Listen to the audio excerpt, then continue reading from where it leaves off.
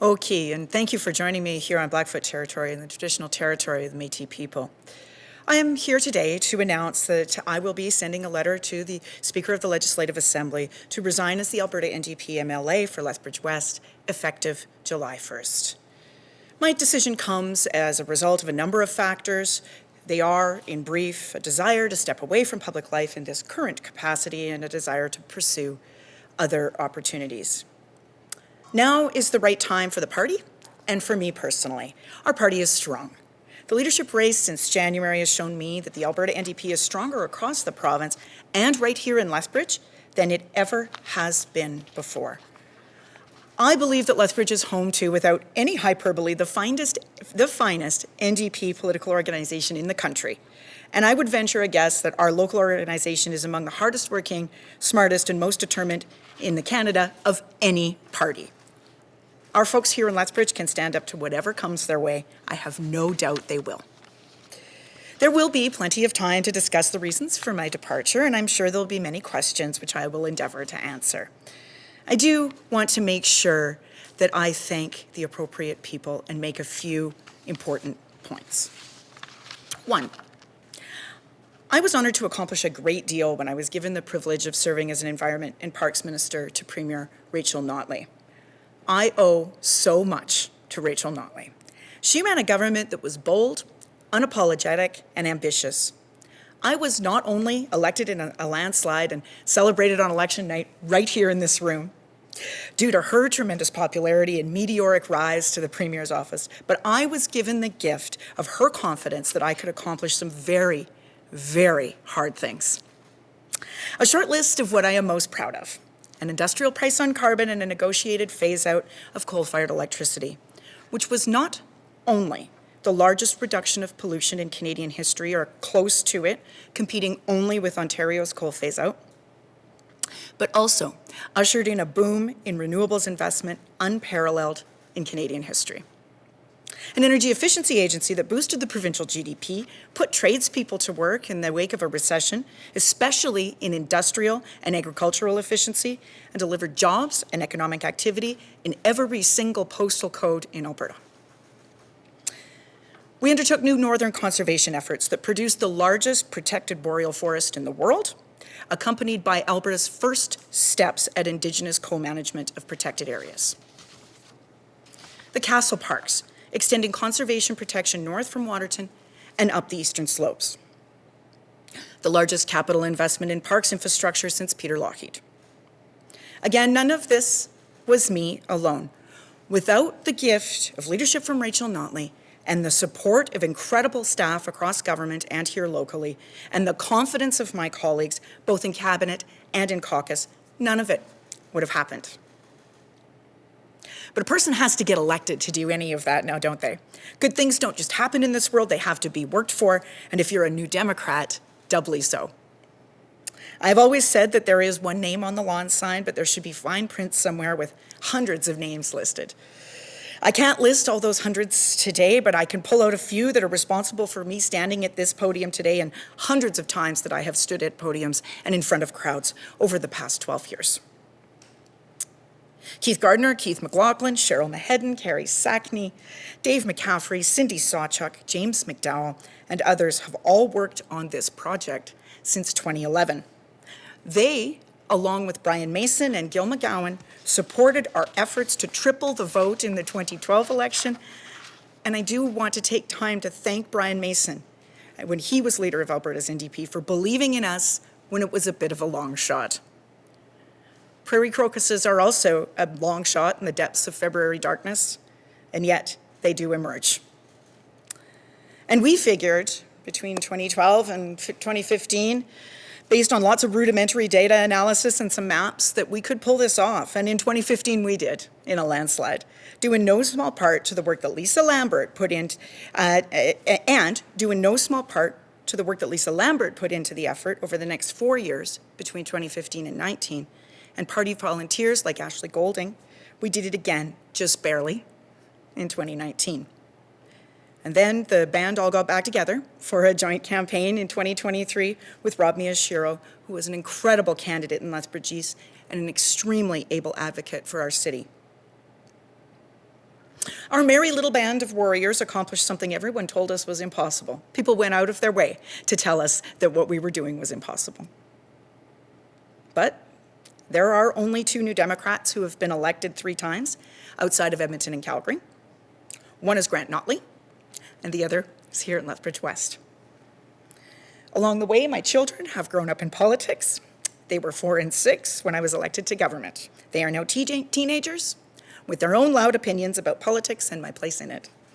My mother and Mike have kept my family together, pitching in time and time and time again. I want to say a few words about my colleagues, both those who have supported my effort to get elected, my NDP activist colleagues, and those I have served alongside as a member of the legislature. There is no privilege in the world higher than working with a group of like-minded social democrats on a shared mission to ensure our voices are heard in the legislature. Our work together shows Albertans that there are many like us who think we can and should do better for one another, and that when we make promises to each other for better lives, we can keep them.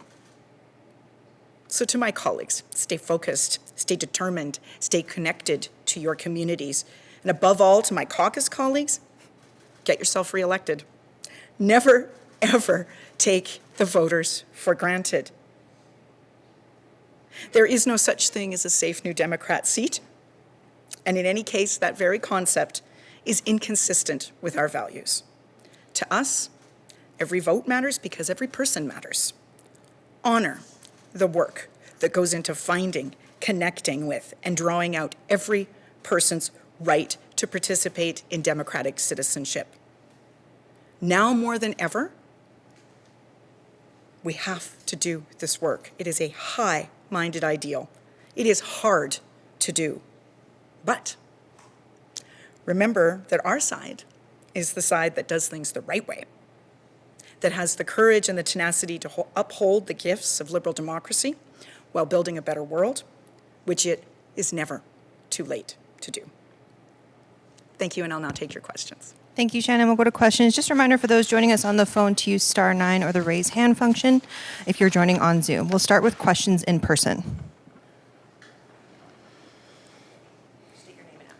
Hi, Shannon. David from Lethbridge News Now. Sorry, my mic just stopped recording, so just give me 1 second here. Could you just elaborate on the reasons for you leaving office? And you mentioned possibly exploring other opportunities. I don't know if you're able to give any details on what those might be. Sure. I think now is the right time in terms of the growth of the party, the strength of the party, both from the perspective of ensuring that Lethbridge-West remains an NDP seat, but also for me personally. There is no question that sometimes public life has had its ups and downs for me and its share of challenges.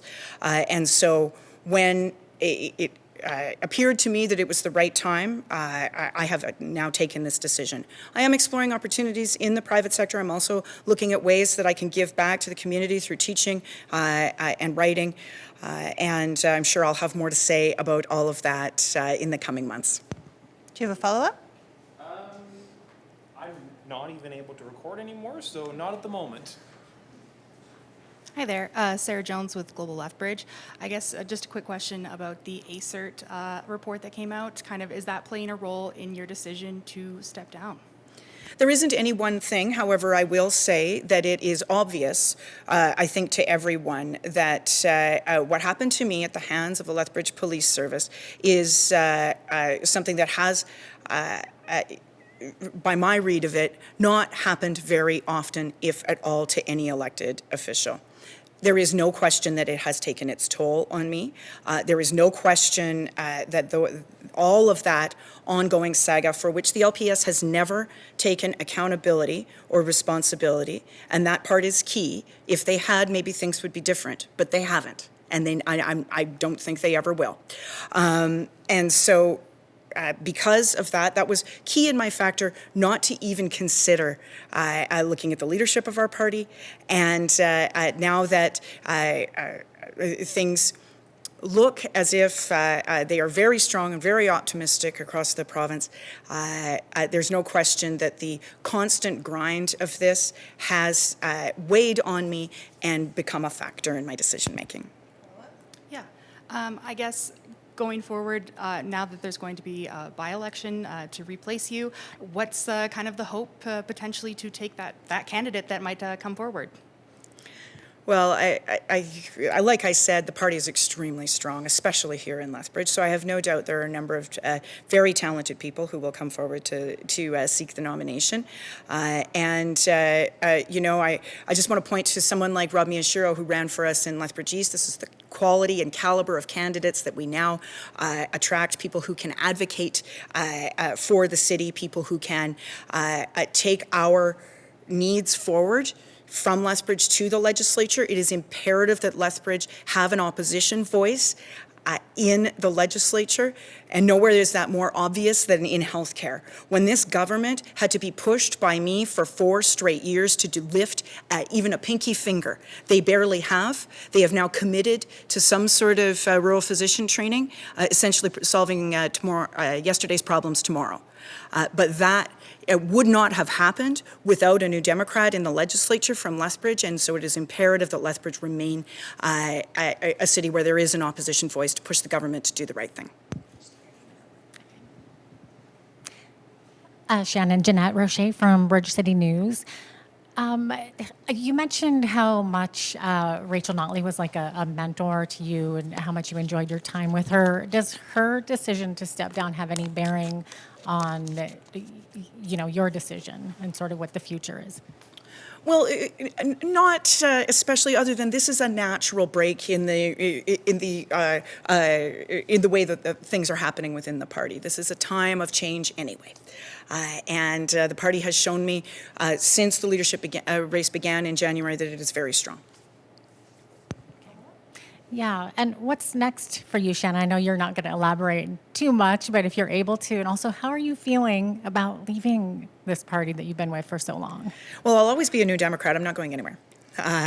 In terms of my contributions to progressive politics and to social democracy more broadly in the province and in the country, I do not intend to exempt myself entirely from a public role of some kind, but I will do so in ways that I'm pursuing other opportunities, both in the private sector and hopefully eventually with a little bit of writing, teaching, speaking, that kind of thing.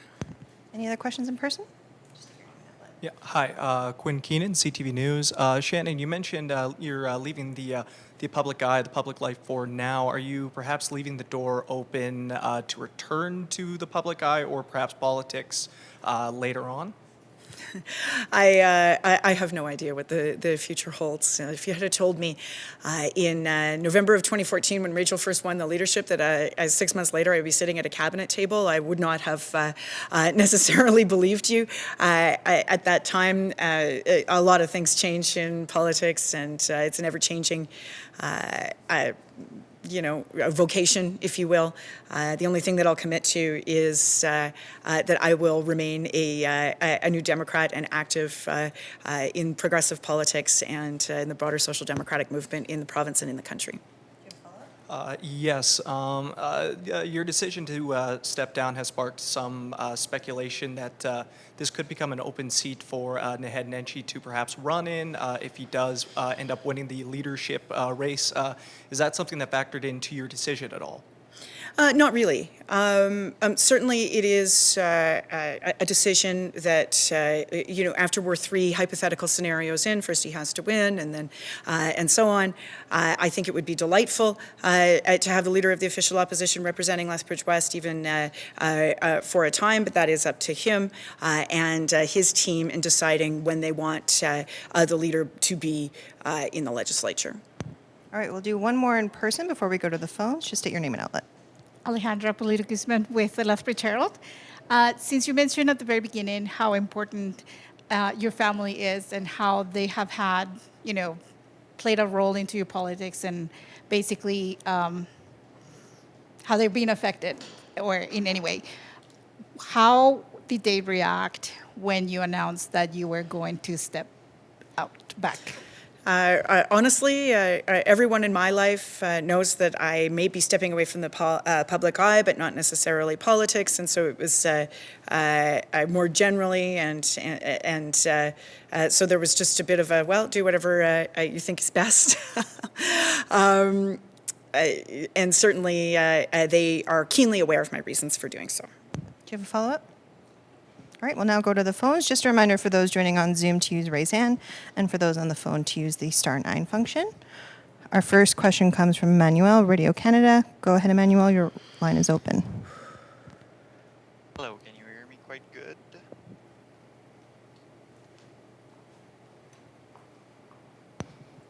Hi, can you hear me? Yes. Sorry for the technical hiccup. Bonjour, Madame Phillips. For our francophone audience, I will ask you a question in French that I would like you to answer in French. Madame Phillips, pourquoi vous quittez votre poste de députée de Lethbridge-West? Alors, il y a beaucoup de facteurs dans mon décision aujourd'hui, mais en bref, je veux me retirer de la vie publique pour poursuivre des autres opportunités. C'est le bon moment pour moi et pour le parti. Le parti est bien fort maintenant. Nous avons vendu beaucoup nous avons beaucoup de membres maintenant à cause du cours pour notre nouveau chef. Et c'est le bon moment pour moi personnellement et aussi pour le parti. Do you have a follow-up, Emmanuel? Yep, in French too. Vous avez été ministre de l'Environnement sous le gouvernement Nathalie quand, entre autres, vous avez mis en place la taxe carbone provinciale. Pour vous, c'est quoi votre plus grand accomplissement de vos années en politique pour l'NPD? Alors, nous avons éliminé le charbon de notre système d'électricité. C'était un grand réduit de pollution ici au Canada, le plus grand. Et aussi, nous avons bâti un système pour attirer l'investissement dans les renouvelables. Je pense que c'était des grands défis, mais aussi c'est très, très important. Aussi, nous avons investi beaucoup en parcs et nous avons agrandi notre système de parcs d'une manière très, très ambitieuse. Alors, pour moi, ce sont les deux choses-là. Our next question goes to Lisa with Canadian Press. Go ahead, Lisa, your line is open. Hi, can you hear me okay? Yep. Thanks, Shannon. I know you mentioned that the ongoing LPS saga was a factor, but it wasn't any one thing that led you to this decision. But like as late as December, I was hearing rumors that you wouldn't be running in 2027, that this would be your last term. So something seems to have changed between then and now. I mean, was the LPS situation and the ACERT investigation and the decision by the Crown prosecutors, was that the straw that broke the camel's back here? Well, I think, the media is always trying to look for one thing and one dramatic moment, and there isn't one. The fact of the matter is that in public life, after you've been in it for 9 years and have gone through its ups and downs as I have, it is important to find the right moment when stepping away will not jeopardize what we have built here in Lethbridge in terms of an NDP presence, which is not insignificant, as I indicated. The work that went into it was not insignificant. And remains some of the most important local organizing efforts, I think, in this province's history. And so you have to be able to recognize when a job has been done and when a chapter has closed and when another opportunity can open up. And that's where we're at today. My friend Catherine McKenna, when she stepped down, said, you get into this business to do something, and then you get those things done, and then you leave. And for me, this was the right time. There is no question in my mind that the work can be carried forward here locally without me. Do you have a follow-up? Yeah, thanks for that. I mean, you mentioned Catherine McKenna. There seems to be a rising tide of politicians around this country. MPs in Ottawa are reporting multiple incidents of threats and intimidation that they say is getting worse and worse. And there's a lot of rising concern that politicians are being targeted in much more concerning ways. And so I'm wondering, I mean, like, your story is obviously unique in a lot of ways, but there's a through line here. There are a lot of politicians facing this sort of thing. And a lot of them are afraid to speak out about it. A lot of them don't want to speak publicly like you were doing today about it. There's a fear there. So I'm wondering, if by talking in the past, by talking about your experience with LPS, by talking about some of the things that you faced as a politician, you're thinking beyond yourself here. I mean, what some of your critics might say that might celebrate this as a win, that you're resigning. I mean, what's the bigger picture here? Are you speaking out about these things because you recognize it as a systemic issue, or what's your thinking on that?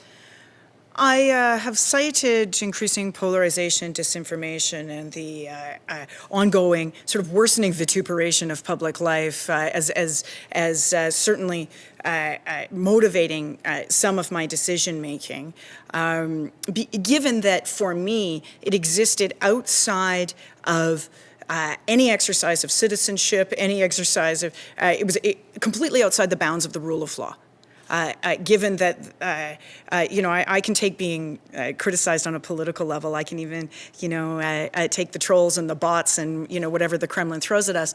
But what I can't take is what happened from the LPS, given as it is so far outside the acceptable norms of the rule of law and the institutions of liberal democracy, for which they have never been held accountable and never shown a whiff of responsibility.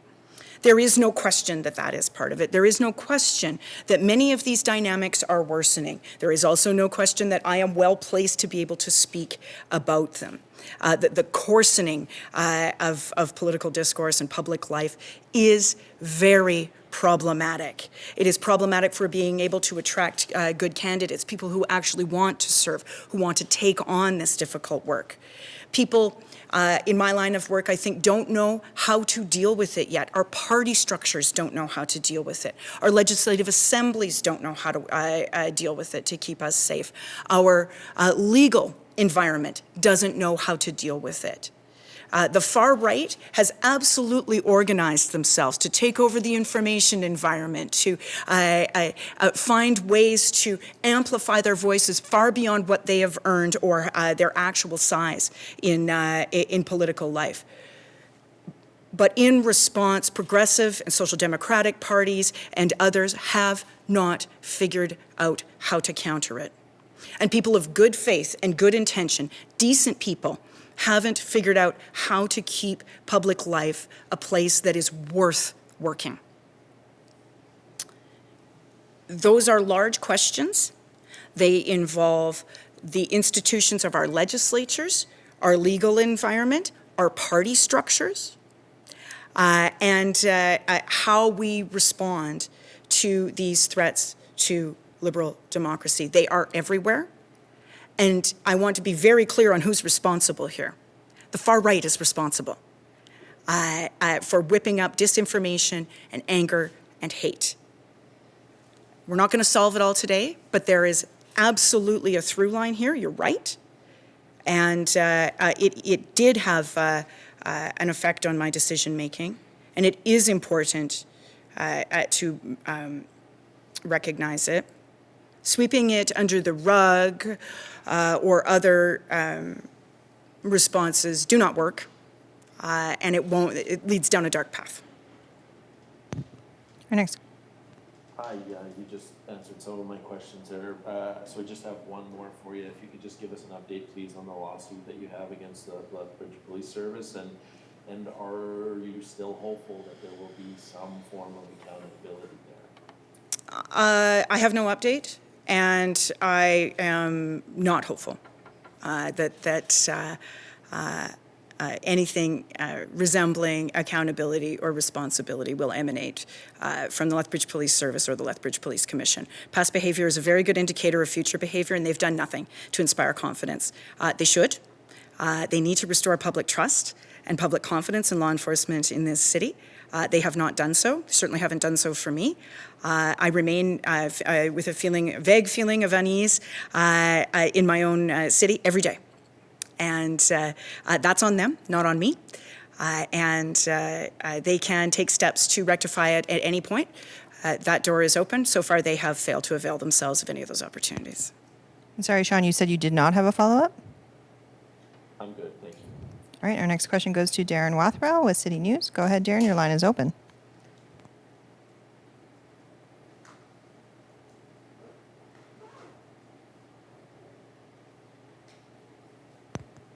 Darren, you'll just have to unmute your mic.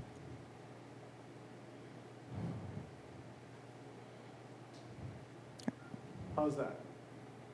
Is that, You're fine. I can hear you. sorry about that. So, yeah, you're talking about misinformation, and you seem very passionate about its impact on society. Is that an avenue that you're looking at taking in the future with your own pursuits, dealing with some sort of approach to tackling that issue? I'm sure I'll have things to say about it. I'm sure I'll have some hot takes that I'll publish on the internet. But other than that, I don't have any specific plans right now.